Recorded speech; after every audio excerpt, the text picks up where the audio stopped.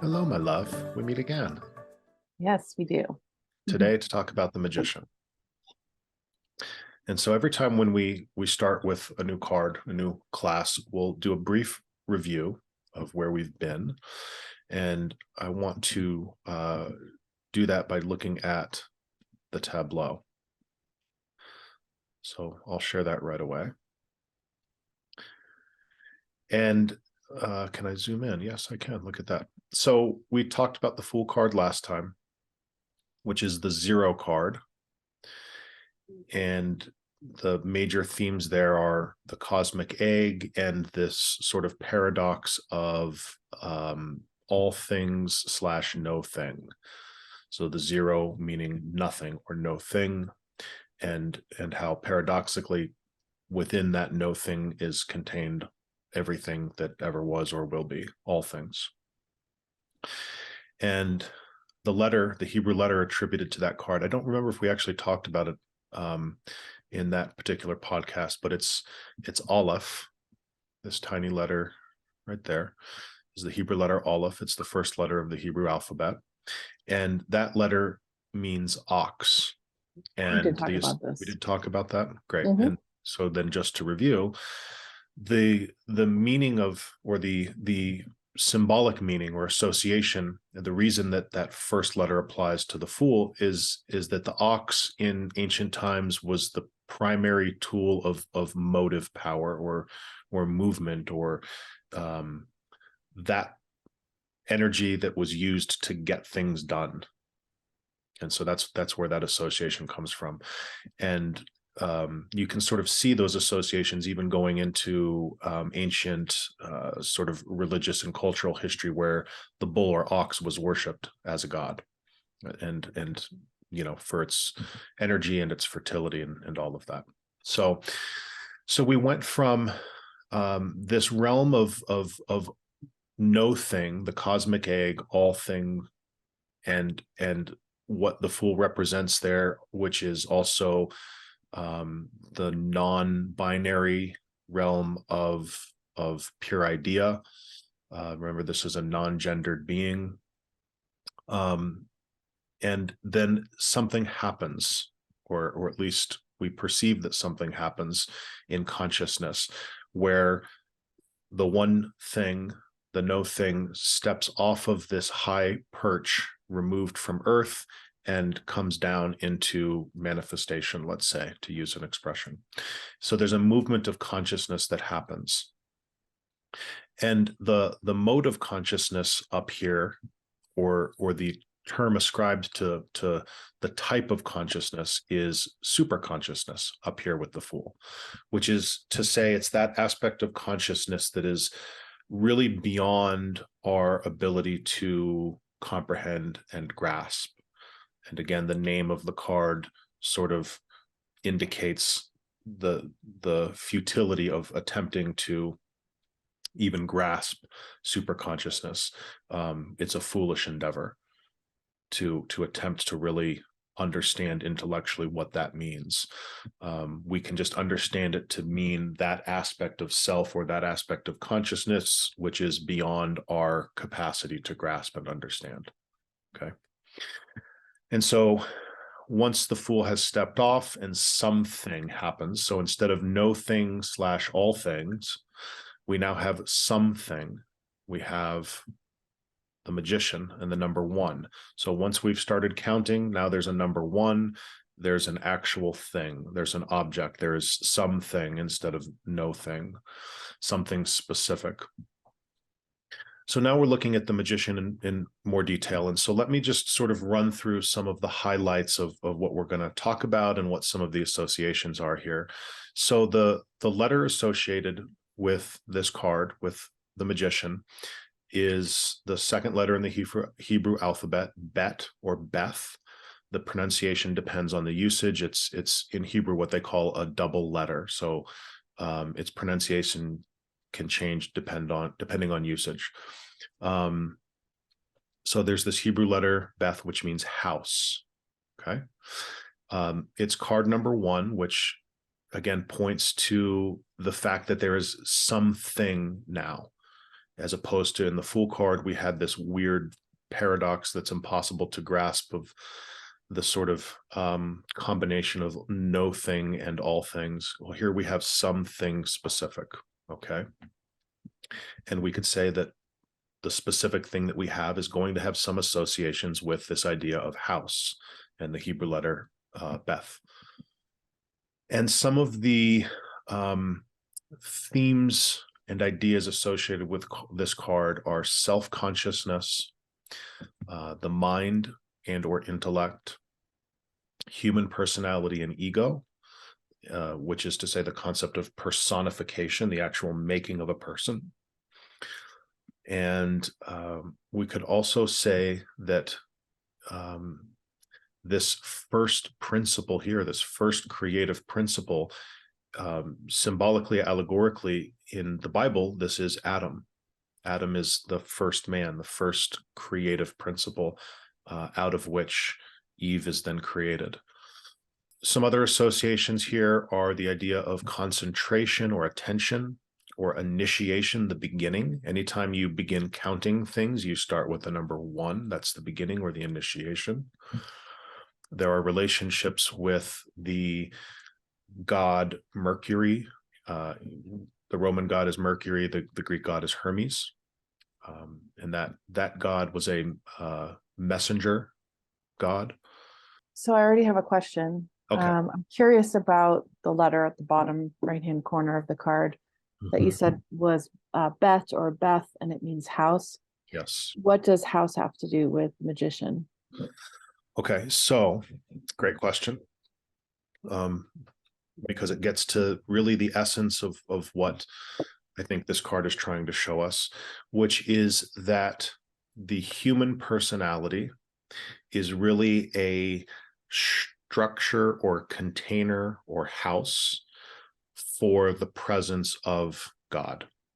So that's a little bit of kind of more religious terminology.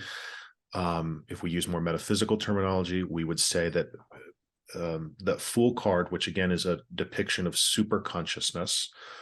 Here in the Magician, we have the mode of consciousness that we call self-consciousness, the idea of a separate personal self, okay? And what this card is really trying to show us is that the healthy sort of truest function of the human personality, of the human ego, is simply as a container for super consciousness, or self-consciousness as a container for super consciousness. And that's really the function of the Magician. We'll get into where else that shows up in the symbolism, but really the to use some of the sort of kind of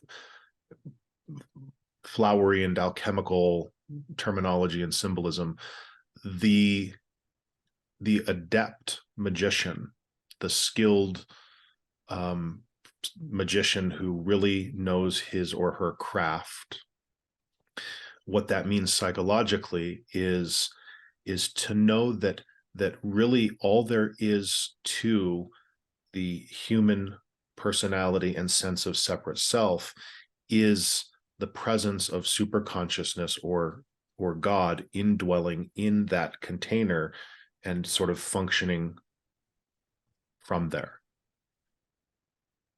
You say that in a simpler way. Gosh, I thought I was doing so good. I thought that was the simple way.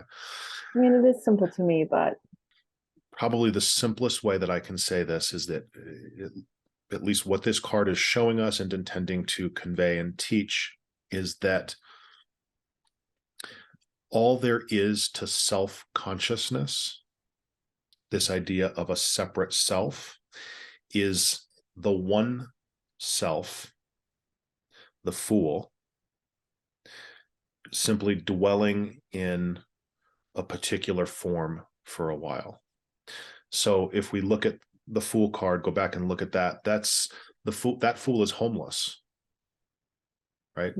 That being, that character, that depiction is one of homelessness. And it's the card of no thing. So there's no home there. And the Fool is seen up on this high perch where it's sort of barren. I mean, it's too high for things to grow. No thing can really be there. And so there's no home. And the fool as a figure even looks a bit like a vagabond. It's got its little, staff with the bag, all of its belongings, and it's just wandering. There's no home there. So here in the Magician, we have the idea of a home or a house.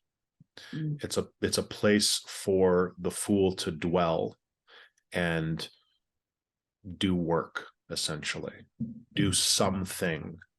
Again, the number one, we have something is beginning to happen now.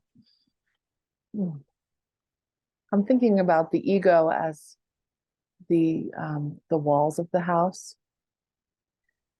but also the body is the walls of the house. Are you talking about the physical human body? Correct. Yeah. I think that's yes. So to me, to distinguish between body and mind, and when I say mind here, I mean the separate egoic human persona mind, right? That's a sort of false dichotomy. To me, it only makes sense to talk about the body mind as a single thing, right? So yes, so I would absolutely agree with that to talk about the human personality or human small m mind as the structure in which superconsciousness dwells is to say the same thing about the body. And I think the way that we conceive of that symbolically, some people take it to be literally, certainly religious teaching takes it more literally, that would be the soul, right? The soul comes and dwells in the body.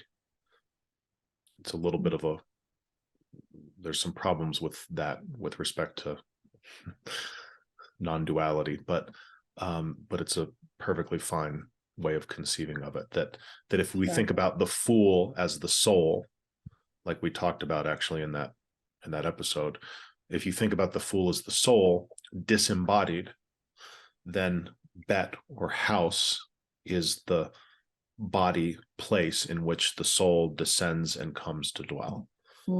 So I think that's a perfect way of conceiving, understanding the energy that's trying to be conveyed here, whether you take that to be literal or not.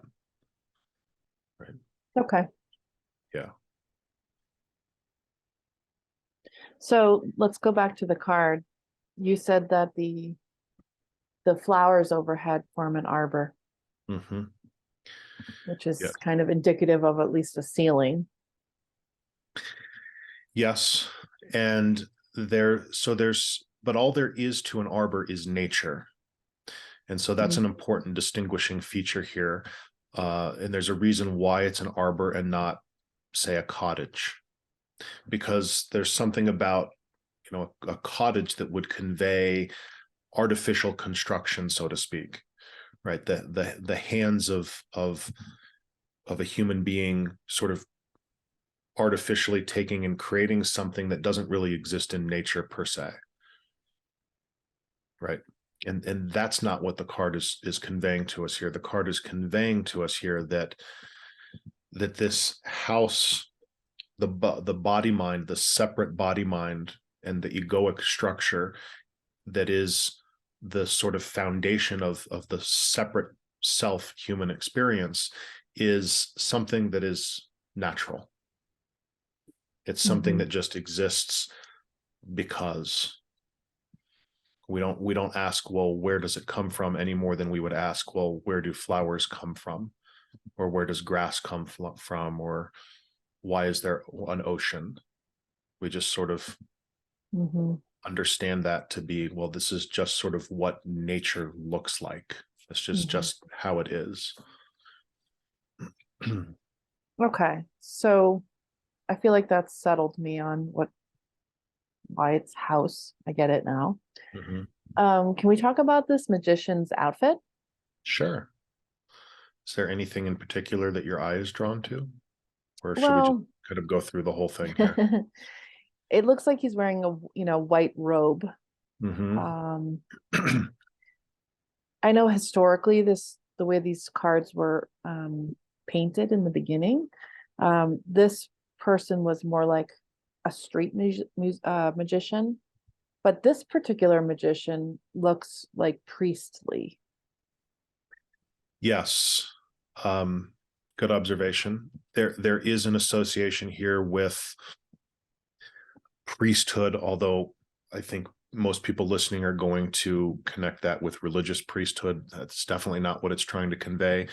There's a connection here with ancient mystical priesthood, and certainly that would be the ancient mystical priests were sort of synonymous with magicians in that their craft was esoteric or not well understood by most. So one of the things that I have written down here in the notes that I'll share is a quote from a famous science fiction a famous science fiction author named Arthur C. Clarke. It's a mouthful. And he has a couple of famous principles, and one of his famous sci-fi scientific principles really is his quote is that any technology that is sufficiently advanced will be indistinguishable from magic. And so he sort of used this idea in his science fiction, and you could see it, super advanced alien species would visit and they would be able to do things that to modern humans looked like magic. And so the correlation there is that there really is no such thing as magic. There's just science that is sufficiently advanced, or there are scientists who have sufficiently advanced grasp of science and technology such that their implementation of that appears to be magic to those who aren't as proficient. And so that would have been true of, say, the ancient Egyptian priests. And that's where these associations are. So I already mentioned that there's a association with this card of Mercury or Hermes, which we can talk about in more detail. But again, that name Hermes refers also back to Hermes Trismegistus, who was this sort of mystical, legendary, ancient Egyptian priest, magician, teacher. Yeah. Right. So the Hermetic principles, the seven Hermetic principles from the Kabbalion, if you read that book, The Kabbalion, those 7 Hermetic principles are really scientific principles. And so it's things like the universe is mental, which is just to say that all there is to the universe is consciousness. That's the first Hermetic principle. Another one is the principle of polarity, which is that all things have their opposites, black and white, masculine and feminine, positive and negative, etc.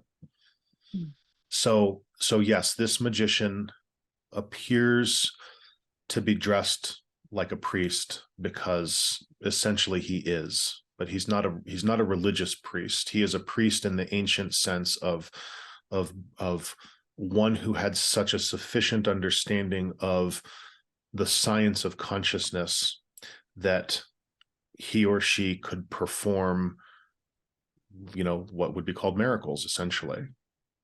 But really weren't. They were just I mean, it's more than other people understood. Yeah, it's the same. So it's the exact same principles that you see being talked about all over the place in pop culture today, except we've dismissed and dispensed with some of the more exotic terminology, and now we say manifest.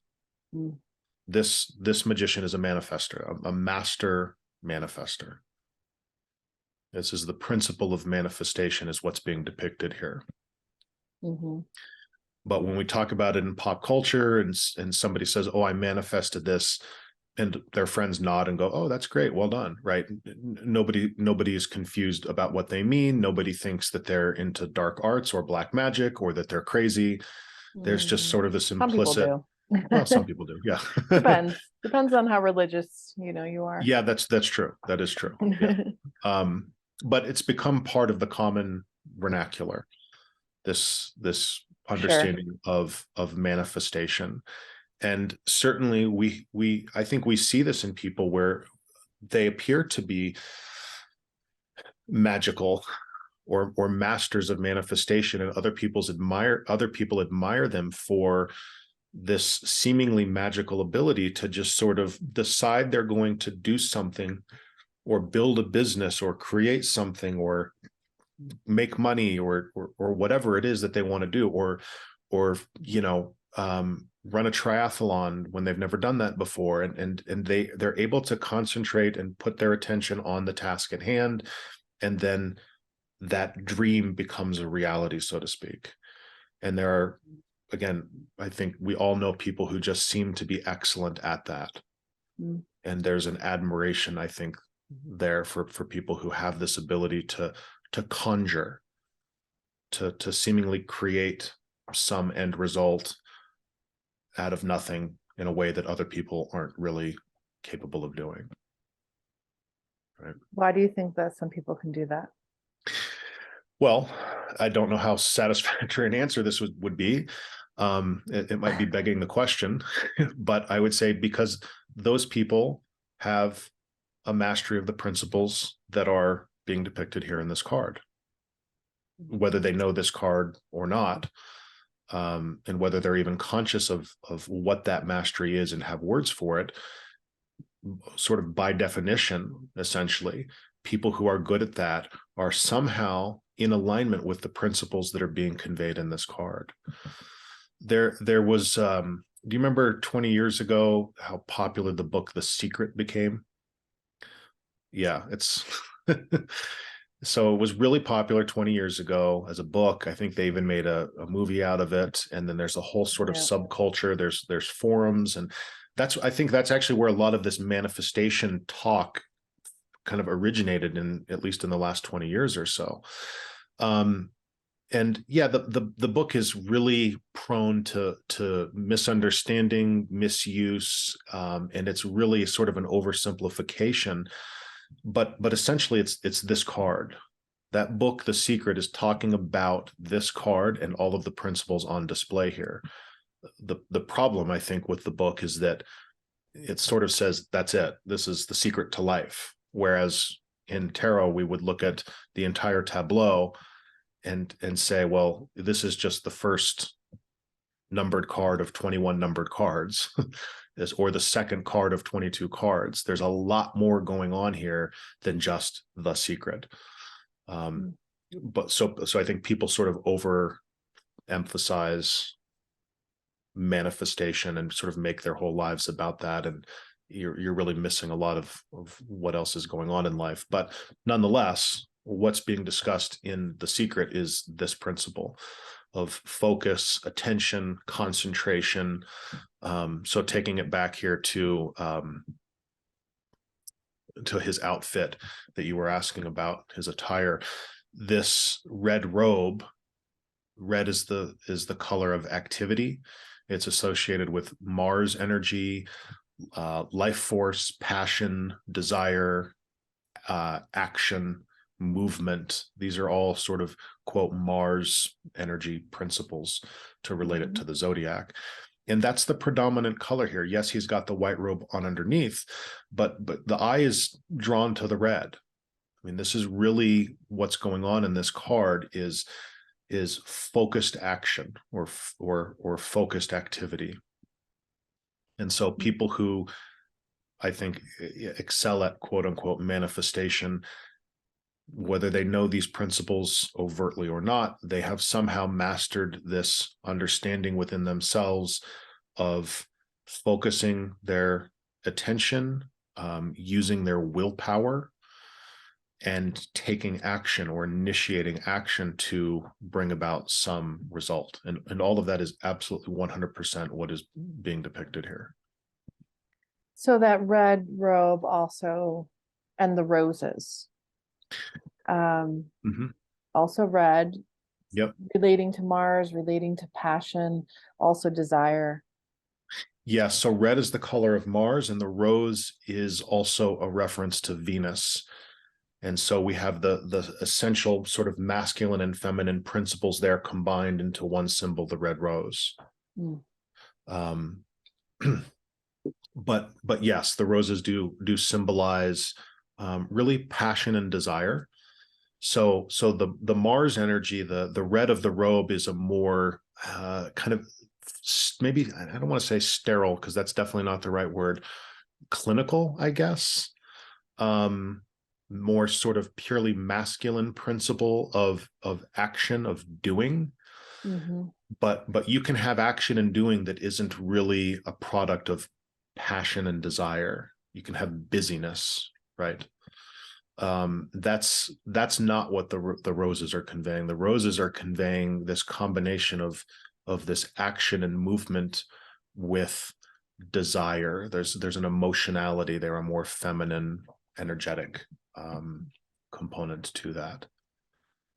And the his orientation here, his posture, he's reaching this wand, which is a focusing instrument, an instrument of attention, of concentration, and he's sort of reaching up and accessing the desire nature. So he's drawing power from this organic, natural desire quality that exists within all humans, and that power is what's being used to create.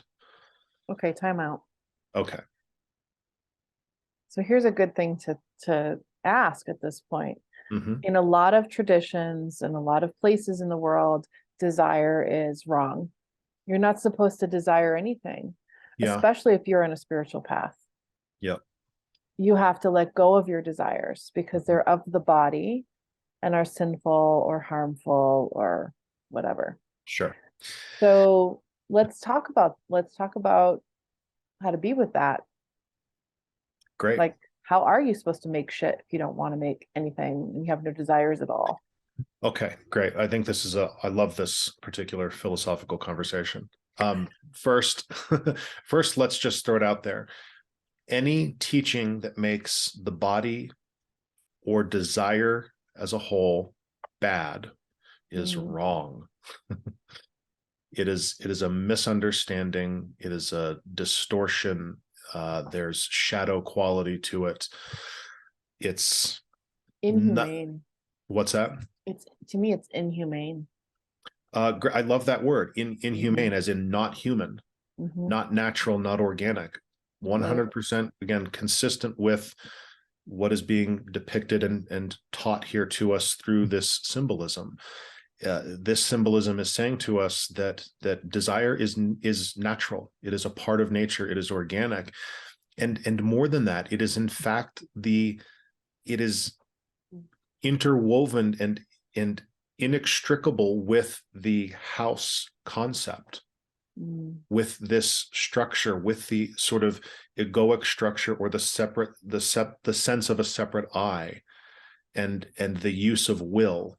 hmm. It's folded into that in a way that can't be removed. If you take the roses out of this image, there is no house left. Mm, There's no place for the fool to dwell.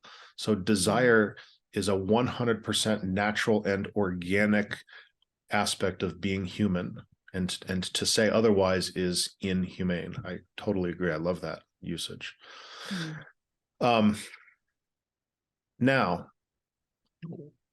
does that mean that we just do whatever we want whenever we want to, based on whims and feelings in the moment? No, that's also not the right teaching here. Mm. And again, we'll talk more about that. But for the time being, let me It's just not the say, right teaching across the board. agreed. It could very well be the right teaching for a certain person at a certain time. Yes, I would concede that. Mm, Absolutely. I think that's certainly been true for both of us in our experience. The yeah. need to move into that and let that be okay. Hmm. Why am I doing this? because I want to. Yeah, but why? Mhm. No, like that's as far as I've gone, and that's as far as I need to go I need to because I allow want to. myself this, Yeah, this freedom. yeah. Mhm. But what we could say is that whether we conceive of this to be sort of philosophical or even neurological, that literally nothing happens from this human experience without there first being desire as the initiating, the number one principle. Mhm. That I don't stand up, I don't move, that literally there is nothing that can happen here, sort of in this house, that is independent of desire. Now, I may have sort of competing things happening where there's some aspect of ego consciousness. It's like, oh God, I really don't want to do this. I really don't want to clean the house today. Right. But then I clean the house today. But then I get up and I clean the house. Well, what was ultimately the truth then about my desire? Ultimately, my desire was actually to clean the house, no matter how much I sort of gnash and wail over the fact, or complain, or whatever it might be. That the fact that I'm doing it means, by default, by definition, that ultimately that is the desire. Or there are competing desires, and one is simply stronger than the others. And the other desire, the desire to sit, was also present. Right. It wasn't more real or whatever. It's just one was stronger, Yes. overrode the other. Yes.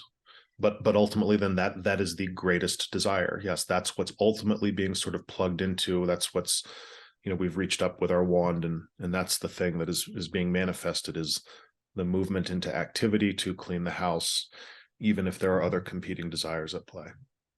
So, summarizing this, the card is showing us that desire is natural. Mhm. And because it's at the beginning of the tableau, I think that also illustrates that it is essential for the rest of the tableau to even get kicked off, right? Yes, it is the We're starting creative. with the desire. Yes, I agree completely. It is the initiating principle, Mhm. desire. Without desire, there is nothing. So to Yes. So our work to be conscious magicians is to think about and become aware of our desires. yes, or trigger warning coming. Capital To T truth. no, no, not capital T truth, capital P purity or Oh purify. yeah. Or again, the alchemical or mystical expression that's intended to just convey exactly what you just said and nothing more, is to purify desire. And that's depicted here with the blooming of the white lilies. And so what the magician here has done, he has harnessed this raw potential energy of desire and used it through his skill with attention and focus and mastery of the four elements, which are depicted here on the table. He has used that to manifest or create something new here, the blooming of these white lilies. And we know that's what he's pointing at, really only could be the lilies. Exactly. That's exactly what this posture here is showing us. Is he's reaching up. We could say this sense of I, of separate self, is reaching up. We could say in prayer, this is also, we could say, the initiatory aspect of the law of prayer, if you're interested in using and understanding that terminology. We reach up, we pray to something higher, because what we do when we establish that posture, whether it's literally sort of getting down on our hands and knees, or physically reaching up like this with a wand, or simply internally in our psyche reaching up and saying or feeling, please God, right? There's this act of reaching up, which is consistent with what's being depicted here in the reaching up out of self-consciousness into the accessing of that which is higher or greater than self-consciousness. So this posture is basically saying, I feel like I have a separate human ego will here, but I know that really all there is to my power and sense of self is the one thing, the no thing up above, the fool, reaching up to the land of the fool and pulling that power down, right? And then using that energy and the human capacity for attention and the direction of will to manifest, to use that popular word. And yes, what is being manifested here is a white lily, not more red roses. We've already got enough red roses. There's nothing wrong with them. They're wonderful, but this is the desire to create something new. And that's okay. The desire is okay. It's okay to want things. It's okay to desire things. How we go about bringing them about, that's a more complicated or difficult story. And so the white lily would be, we would say in this, would be an act of purifying the desire to create something new.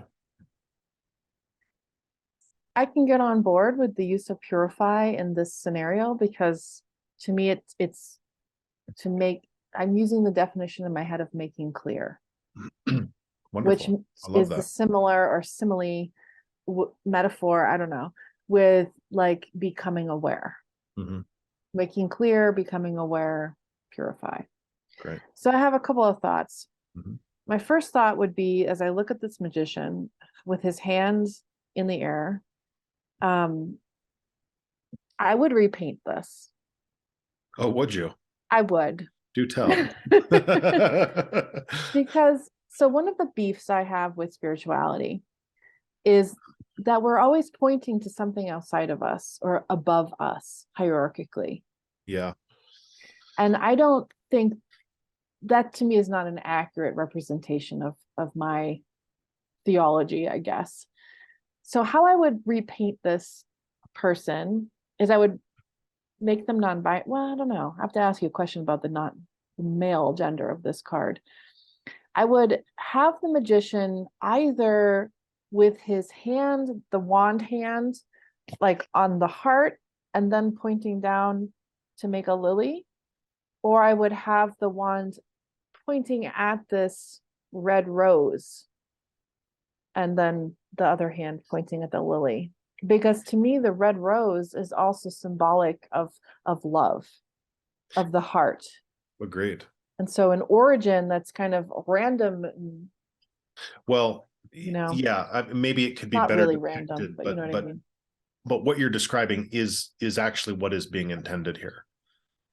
Oh, He, and I'll be nitpicky about this. This is a he, and that is an sweating to the oldies. that is an important part. He is reaching up towards this strand of roses here. Oh, it should have been more obvious, I think, because it looks to me like he's just pointing at nothing, like the sky or whatever. Yeah, sure.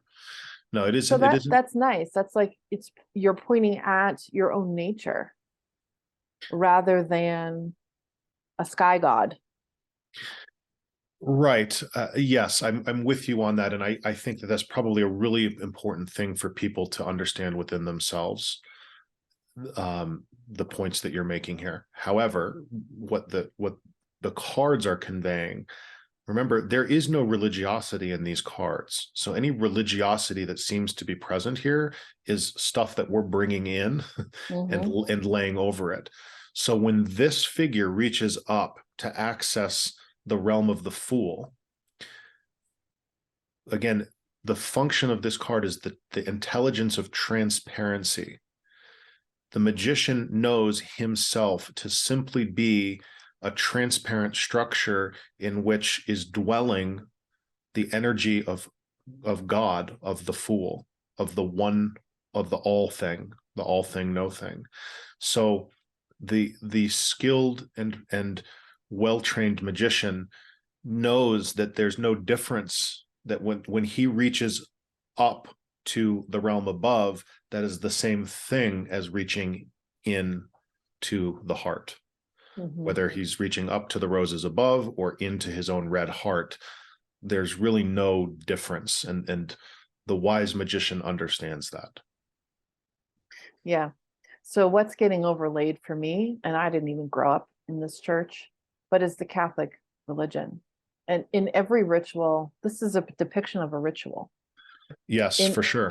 in every depiction of a ritual for Catholicism, there's like you're raising the shit up in the air and you're like talking to some being above, Yep.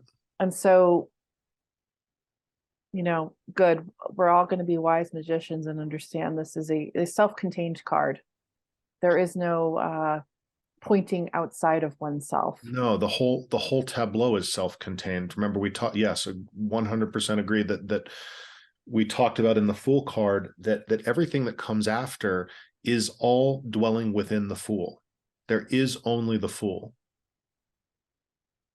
And then there's the Fool taking on specific attributes or modes of consciousness, right? So we talked about in his posture here, again, points to this idea of concentration. Yes. Yeah, sure. Focus, a focusing. That's how we manifest. That's how we bring things about, through some effort of focus. Well, that concept of focus here doesn't just apply to the sort of personal will and activity components that we see here.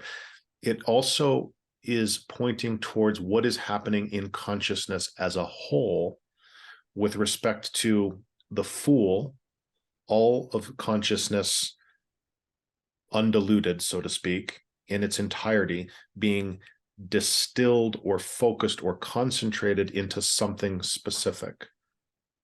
So all there is, again, this comes back to this idea of the house and the intelligence of transparency. All there is to the magician is the Fool. There is nothing else here.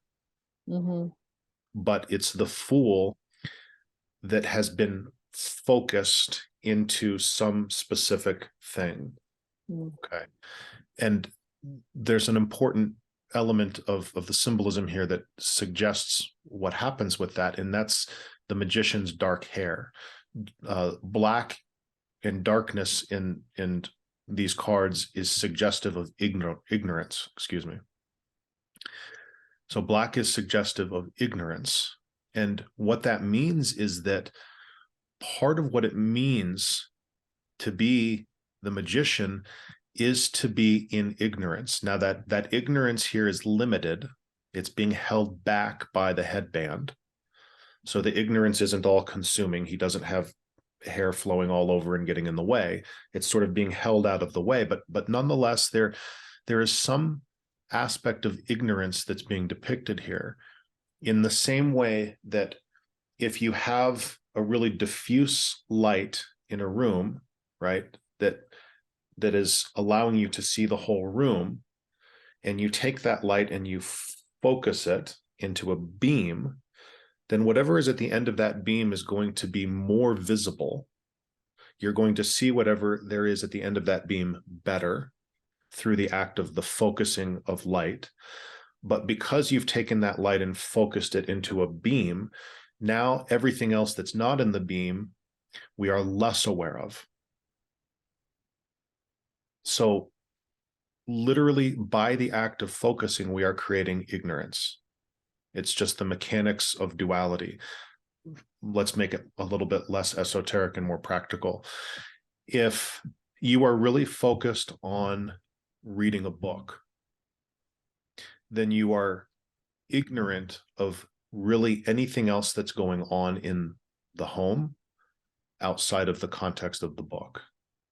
And many people have had that experience where they're so focused on doing something that things can be happening and they're totally oblivious. You can be in a really crowded and noisy coffee shop, but you're so focused on doing your work that you don't actually hear anything. You have sort of tuned that out.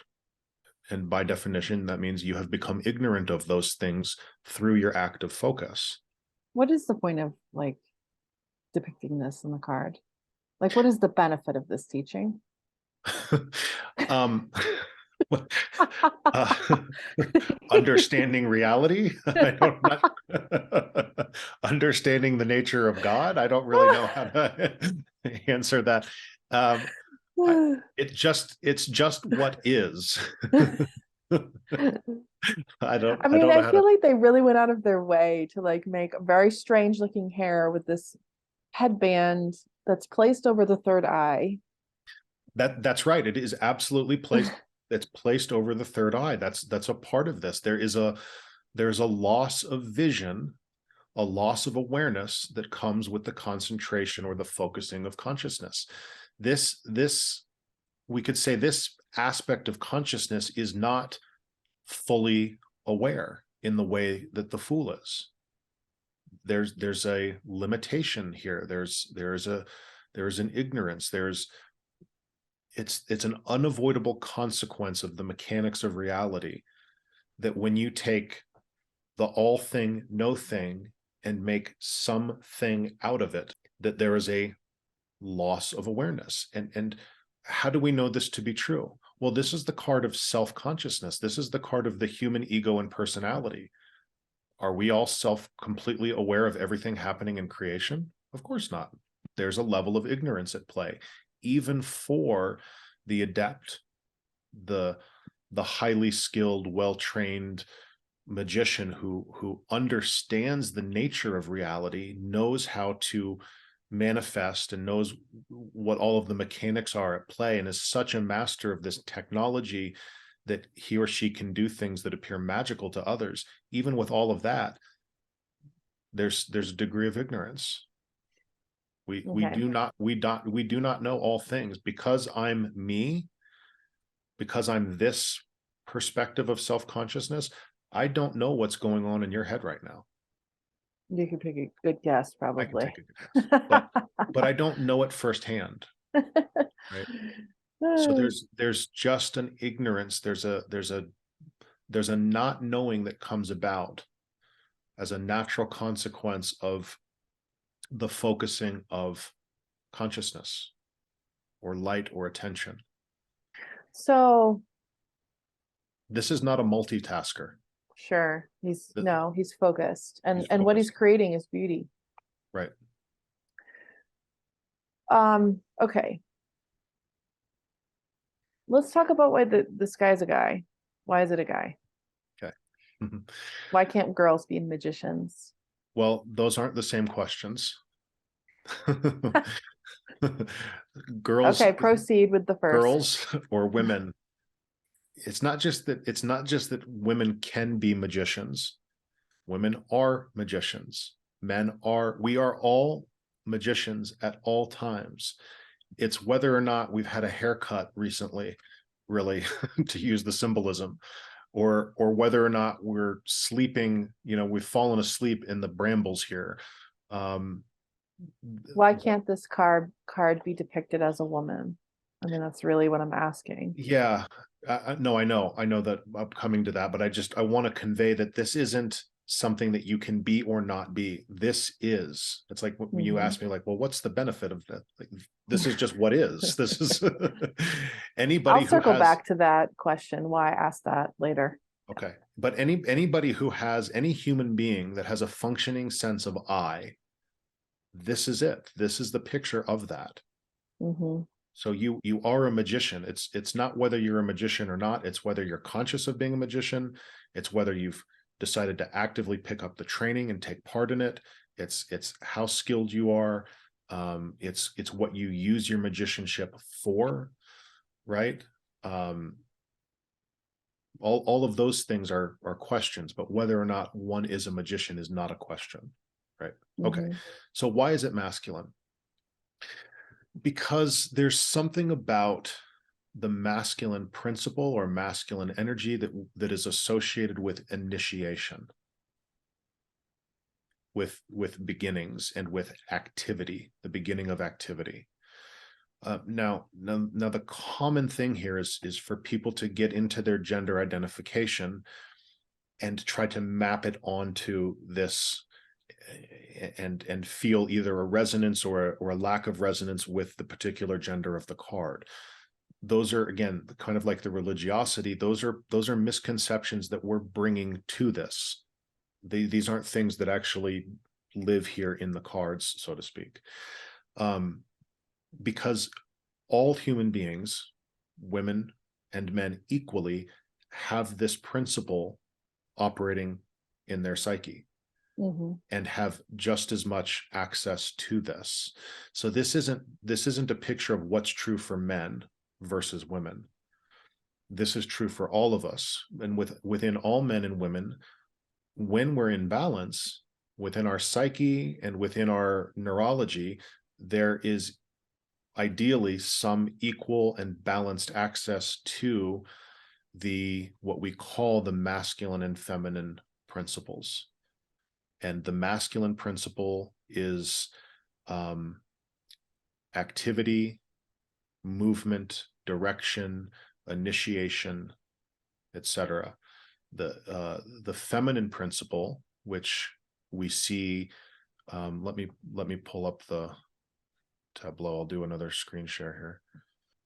So whereas the masculine principle is that initiation and activity, the feminine principle is depicted on both sides of this first card. So whichever direction we go, whether it's progressing linearly to the right or vertically down, wherever we go next from the magician, we find a feminine principle.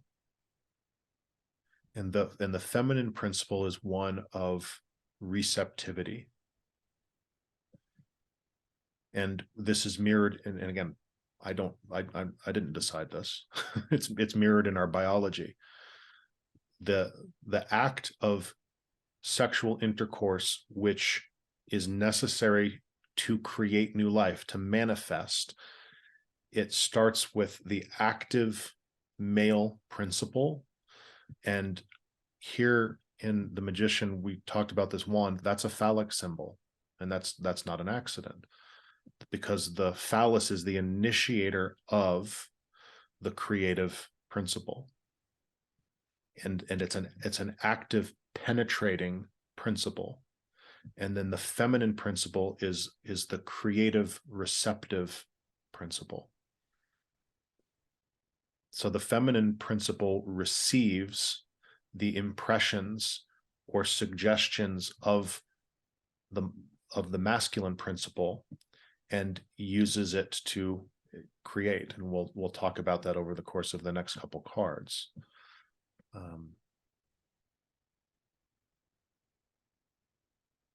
Another way of saying that is that everything within us starts with self-consciousness and an organic desire that's associated with self-consciousness.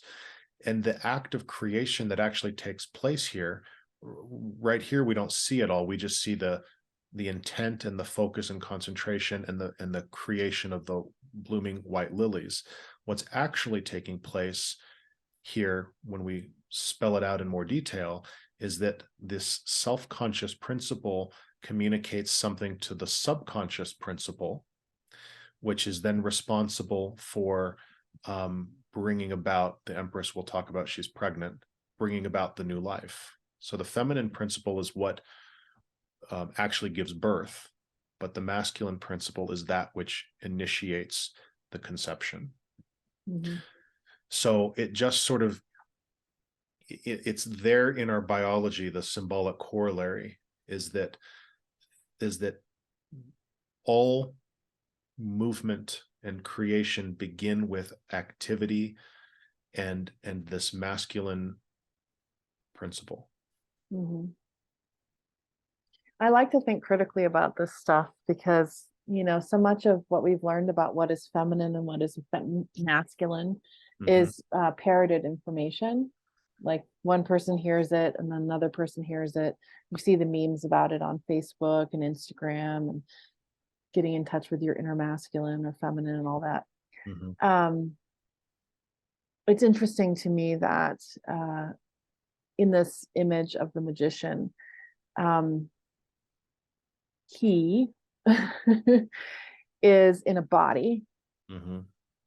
and that the desire, which is kind of depicted as feminine in this card, is what motivates the magician in his body. Yeah. So there's a lot of feminine in this card also. Yeah, for sure. I mean, nature, we have the term mother nature. Everything organic we associate with femininity, right? And so yeah, I mean, we could say that even though the masculine sort of self-consciousness, mental activity principle is the initiator here, that without reaching up into that more feminine realm of desire and passion and organic nature, then there isn't then the magician's function is not um really productive. Mm-hmm. Yeah. So if we translate that into everyday sort of human experience, I think you started talking about this earlier, um, when you were asking about the desire and why is it conceived of as being bad and all of that. Um, we know what happens when people create without accessing desire, without plugging into some of that feminine energy of nature and the heart, which is that more feminine emotional feeling zone. And what happens is we live a life that is not particularly fulfilling, Mm-hmm. right? Now there's desire that's still at play. Remember, nothing actually happens without us sort of desiring it in some way.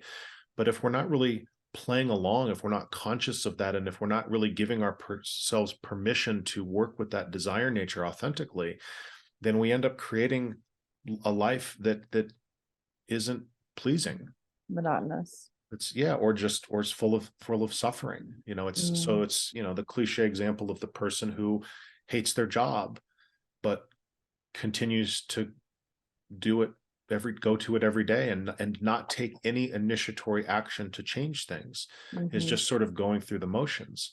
At the sort of highest philosophical level, we would say, well, that's really what they desire.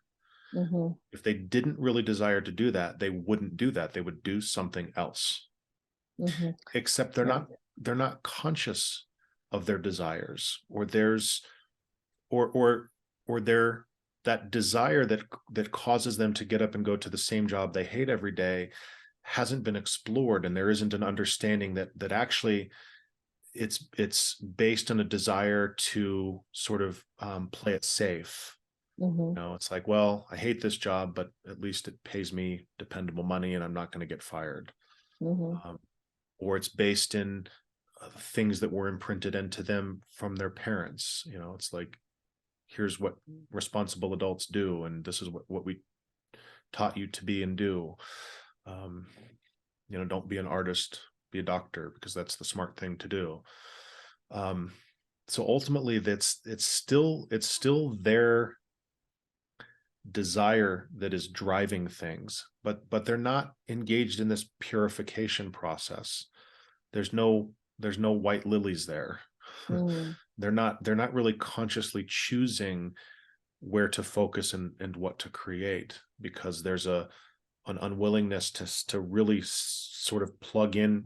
Again, it's this, but it's also this coming from in here, is to listen to that more feminine, intuitive, rose like quality that says, Mm-hmm. well, I don't really want to be a doctor. I want to garden. I want to work in nature. um, so they're living, it's almost like we could say they're living somebody else's desires for them. Mm. All lives are lived according to the desires of an individual, no matter what. It's just there are so many competing desires that one isn't conscious of all of the layers of those, and so is sort of blindly um, basically in the strongest desire unknowingly, not the purest desire, but the Correct. strongest desire. So in the case of the person who's going repeatedly to that job, the strongest desire may be for predictability or safety, or just knowing what to expect. And people will stay in situations unconsciously because of that deep desire Yeah. of needing stability or needing safety, even if it's miserable. Yes, and those are the people that you were in essence referring to earlier when you said, well, no, there are some people who actually do need the teaching of just do whatever you want. That's okay. Mm-hmm. And I do think that there is a time and a place for that to be true. And it's when people have become too lost in this picture that you're together that we're describing, which maybe, to stick with the symbolism of the cards, I would say it's like they're standing in somebody else's arbor. Yeah. It's like, no, that's not your house. That's not your arbor. If you go plugging into somebody else's vine of roses, you're going to produce the result that they wanted to manifest, but that's for them. That's not for you. Mm-hmm. And that's not an act of self-mastery. Mm-hmm. And self-mastery is again that magicianship or high priest in the sort of ancient mystical tradition.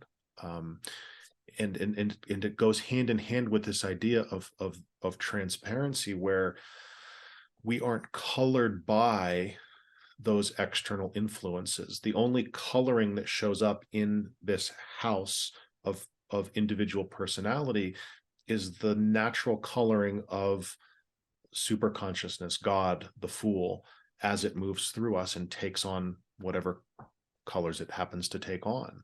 But if we're not allowing that to happen and willing to tune into it, then we aren't creating or manifesting the life that is wanting to move and live through us. Mm-hmm. We're creating and manifesting a life that is based on other people's beliefs or fears or their desires. Mm. I want to circle back to why I asked you what was the benefit of this teaching. I was pointing to the teaching around the hair and the sweatband. Mhm. And The sweatband. I mean, it looks like a sweat into the oldies guy It's actually a to picture of me, Richard Simmons. wearing a white, yeah, wearing a white robe. Uh, um,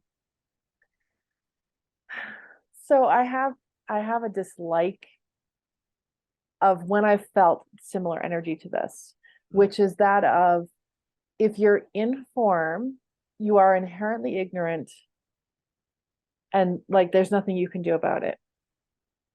And I know this to be true, not with a capital T. I know this to be true. However,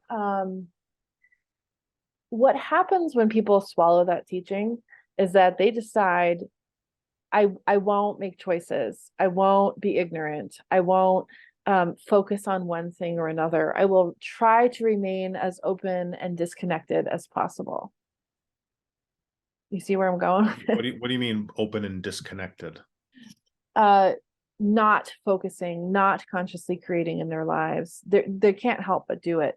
I'm talking about people who are in like archetypal inflation or spiritual psychosis, who want to be the fool all the time. I see. So there's this inflated sense of grandiosity and of knowing, of the intelligence of transparency, and sort of an Mhm. attitude of, well, I know that all there is to me is God, so I can just sort of sit back and let God do whatever. Mhm. And then they Yes. really just behave however they want to behave and hurt people. And well, that's just God doing it. And right. Kind of cult There's leader an stuff, right? abandonment of self agency. Yes. And I love that you're pointing that out, because again, these are distortions and misunderstandings of truth, whether it's got a Mhm. capital T or a small t. That, and it's why I love it. It comes back to my love for the tarot and why I embrace this and value it so much. That's nowhere in here. In fact, exactly the opposite is being depicted here.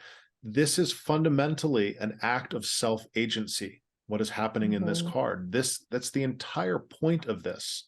Mhm. This is a card of self-consciousness, self-agency, willpower, and action. Mhm. And so anybody who is saying, oh no, I know that I'm just God and God can do whatever God wants through me, and I'm just a vessel and I don't really have any Mhm. of my own desires, and so I'm just totally passive. Thank you. You are That exactly pointing to the energy that I do not like. And I see that all the time. it's completely fraudulent. Yeah. Mhm. It's it's it's it's not yeah, I mean, archetypal inflation is a great term for it, but it's not the magician energy at all. Um, Well, it results in the magician energy, but it's what it unconscious. it's spiritualized ego Mm. is essentially what it is. It's being so lost in the sense of separate self that you can no longer even distinguish the difference between my separate self and these inflated ideas about uh, being God, Mm. because the ego has you convinced. It's instead of knowing that you're the fool, it's being so lost in ego identity, being so lost in this house that that anything the ego tells you, you take to be true, right? Mm. Mhm. Again, our that wasn't a great way, but it reminded me of the analogy we use in our talk. I think it was about spiritualized ego and archetypal inflation, where this is a picture of being out in nature. This is a house of nature. The energy that we were just describing, those people have constructed a McMansion and decorated it with all of the tackiest IKEA stuff that they can find. And then they've painted the ceiling to look like nature and said, look, here it is, I'm in nature. It's like, no, that's not nature.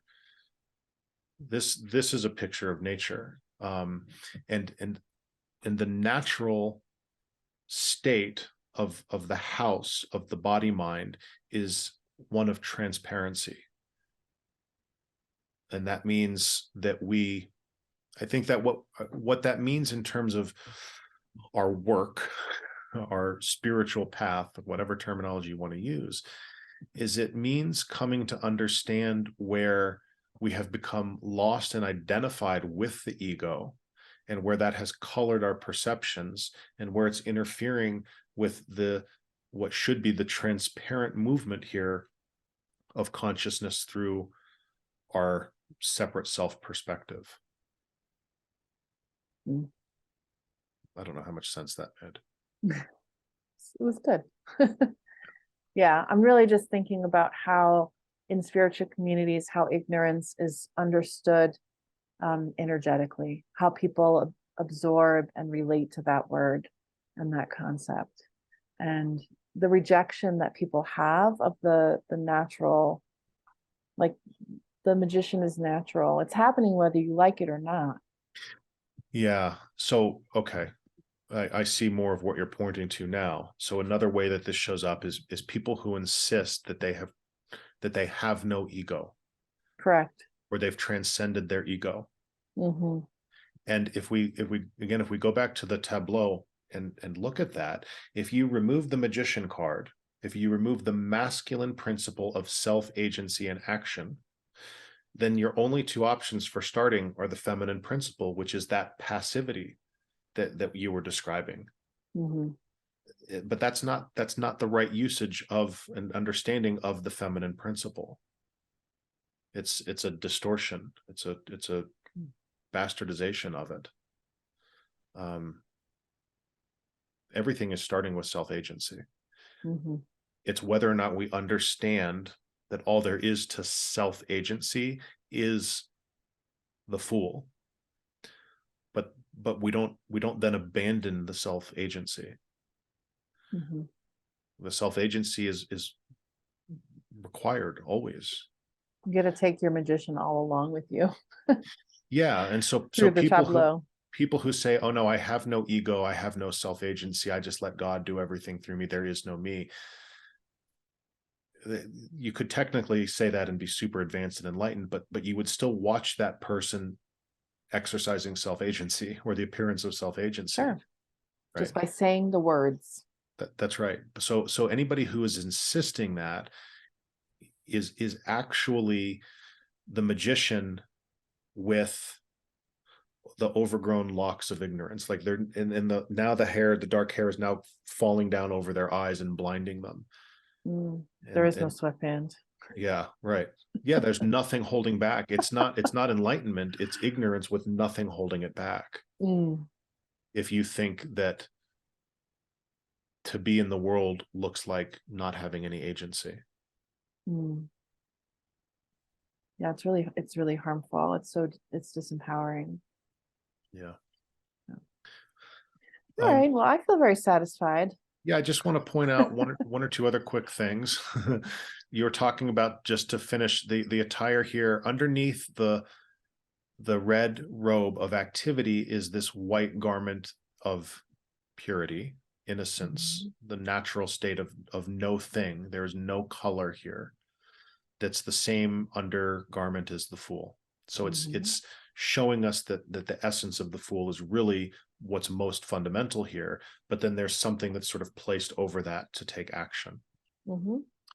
And then the belt here is a snake eating its tail, the Ouroboros, which is a symbol of eternity, essentially, in the same way that this infinity symbol is a symbol for eternity. And then we mentioned the symbols here. This is either this can be thought of as a workbench, or in the priest energy in which that you were pointing towards earlier, this would be an altar. It's the place in which all of the sort of measurements for activity take place, and then, measure twice, cut once, as they say. Like it's the workbench, and that's what an altar is. It's the workbench of a priest, essentially. And the things that are present here on the workbench are symbols of the four elements. So the cup is water, the wand here is fire, the sword is air, and the coin with the pentagram on it is a symbol of earth. So everything that is being created or made through manifestation, through this principle, again, comes out of the organic elements of nature. More of that feminine matter principle. Yeah, but it's self-agency, it's masculine principle that is directing the growth. The self-agency, again, that's another reason. Well, that just connected the dots. That's why this is a man. Because the masculine is the self-agency principle. It doesn't mean women don't have self-agency. That misunderstanding is where all of patriarchy has come from for the last however many thousands of years. That's not what it means. The masculine principle in each of us, men and women. Like, women have that masculine principle, and men, if we didn't have that feminine principle, then we wouldn't be able to create anything. Not only would we not be able to give birth to human beings, we wouldn't be able to give birth to anything in reality. We would be incapable of creating if we weren't just as much feminine principle. Or I would say more of the symbols in this card are feminine than masculine, like traditionally. By count, certainly. The flowers and the arbor, all of the nature, the elements, and even the altar or workbench is made out of wood, and wood is 100% a feminine, because it's fabric, it's matter, it's organic. The snake. Yeah. And then the background, all of this yellow in the card again is pointing towards mental energy. It's the color of Mercury, and it's symbolic of air and mentation. So this is all kind of like higher brain function, essentially, and the cerebral cortex, self-consciousness. Okay. So next we will talk about in more detail this process of creation and where that feminine principle comes into play. And if anyone wants any homework, one activity that you could do in honor of this card is you could pick a relationship that you have with someone, and you could write down all of your desires for that relationship and keep writing as long as you can. And it'll be interesting to see how many of those desires are competing desires. Mhm. And see if you can even figure out which ones are in charge. And then I will add another possibility for people to do work with here. Because this is the card of self-consciousness and self-agency, the words associated with that are I am. And so a way of working with this and understanding magicianship is paying attention to language and the use of your word, because there's something about our words and the power in that that are part and parcel of magicianship, and are a part of understanding that the technology and the science of manifestation is understanding the technology of words and the word as a creative expression. And so what you could play with here is paying attention to how you use I am statements, where you use them, and what is filled in to the blank there. Because when you say I am whatever thing you name, whatever that one thing is that comes after the I am statement, is actually being created in the moment or sustained through your language. And so pay attention to the language that you're using and the I am statements that you're making, and figure out, is that actually consistent with what you really want, with what your actual desire is? And if not, then there's a kind of hiccup in your technical magicianship practice there, right? If for example, we want to create, I don't know, wealth, for example, it's pretty common. We want to find ways to make more money, but we find ourselves reflexively saying things like, oh God, I'm so stupid. Or, oh, I'm no good at this stuff. Right. Then that language of creation is inconsistent with that stated desire. And so that's the magicianship being out of alignment. There's again, there's a technical flaw in your magicianship blueprint of creation there. So again, this comes to things like The Secret and affirmations, and there's way more to it. It's just not as simple as just using affirmations over and over, but there is some truth there as present and depicted in this particular card, that if your language, and that includes your thinking, because this is a card of I am thinking as well, right? If your language and thoughts and word formation aren't consistent with what you're trying to create, then again, there's the competing battle of desires that isn't going to bring about the outcome that you say you want. I would just add, in some spiritual groups, there's a de-emphasis on making these kinds of statements, and like a pressure to reject anything other than I am, because that's the ultimate capital T truth, and everything else is illusory. However, we are not doing that. We are embracing the magician as a part of reality. And so stick with what Noah has suggested in, just observing what your I ams are, and knowing that they're a natural part of the magicianship that you have inside of you. And it's quite easy to rewrite your I ams if you want to, and that would be like the perfect use of that energy within you. Yeah, I love that. But you are going to have some I ams if you are human. It's not possible to live and create without I am something. That's right. Yeah, the only state in which we get to just say I am is really the full state. Mm. the state of pure being with no activity and no objects. So if you want to become an active participant in creating your life the way you want to create it, that is Mhm. allowed. Mhm. That doesn't make you not spiritual. Mm. Just become conscious of it, and maybe Mhm. do, you know, the old practice that we used years ago, the so-called reconstitution, Mm. writing out basically a whole list of what it is that you want to create in your life experience and define yourself as. I am loving, I am considerate, I am Mm. whatever, fill in the blank. But Yeah, but it's like writing a movie character. yeah, I think it's really fun now. I enjoy the creation, like the conscious creation of who I am as a person. mhm. Yes, but you are a person. All there is to you and your personification is the fool, but it's there. You still get to be a person. You still get to be a person. Yeah. And that is the teaching that keeps people grounded in their spirituality. That's what's not taught in a lot of places. Yeah. It's not overtly taught. So, great. Okay.